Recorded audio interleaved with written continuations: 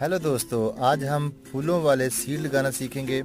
हमारे पास दो किस्म के सीड हैं और ये हमारी घर की हार्वेस्ट है। अगर बाज़ार से लेंगे तो इतना एक चुटकी बराबर सीड 100 रुपये का मिलेगा, जिसमें 8 से 10 बीज होंगे और ये लगभग कम से कम 5000 बीज हैं। इसी तरह ये भी लातदार सीड है।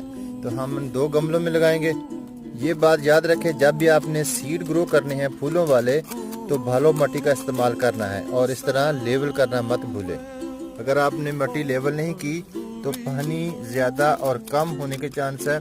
कम जगह पर बीज जल्दी उग जाएगा और ज़्यादा जहां पानी ठहरा रहेगा वहां बीज गल सड़ जाएगा।